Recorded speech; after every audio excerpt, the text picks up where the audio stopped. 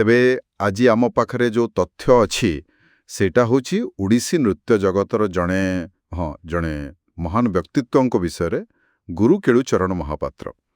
ତାଙ୍କ ବିଷୟରେ ଆମେ ଟିକେ ଗଭୀର ଭାବେ ଦେଖିବା।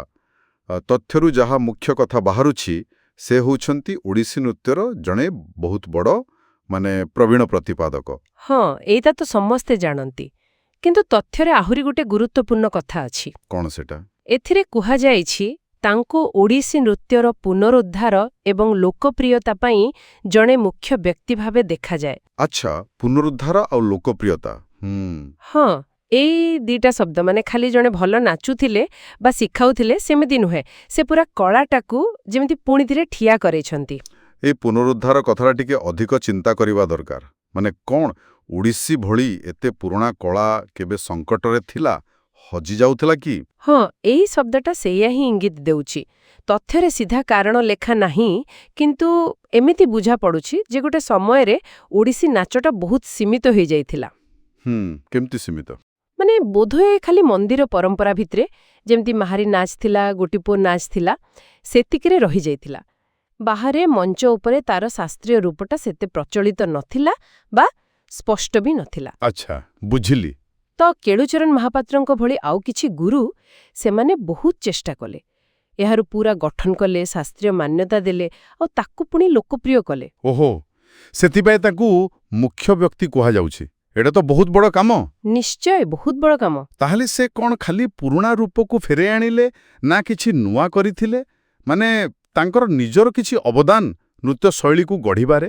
ହଁ, ଦେଖନ୍ତୁ, ତଥ୍ୟରେ ଏତେ ବିସ୍ତୃତ ଭାବେ ନାହିଁ, କିନ୍ତୁ ଯେତେବେଳେ କୁହାଯାଉଛି ପ୍ରବୀଣ ପ୍ରତିପାଦକ ଆଉ ପୁନରୁଦ୍ଧାରକାରୀ, ଏହାର ଅର୍ଥ ସେ କେବଳ ସଂରକ୍ଷଣ କରିନାହାନ୍ତି।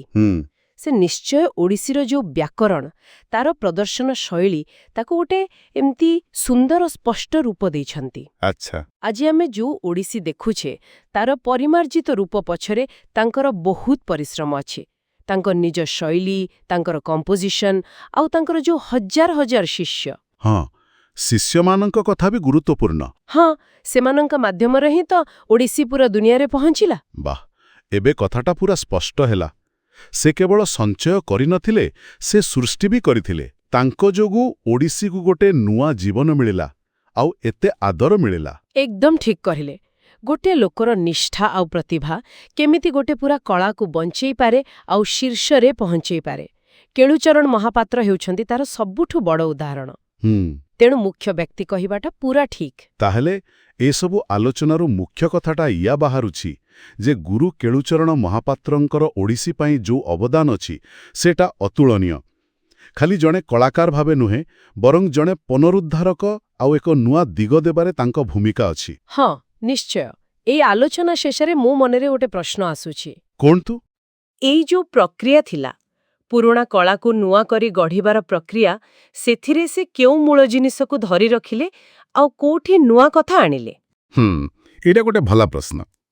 ପରମ୍ପରା ଆଉ ଆଧୁନିକତା ଭିତରେ ସନ୍ତୁଳନ।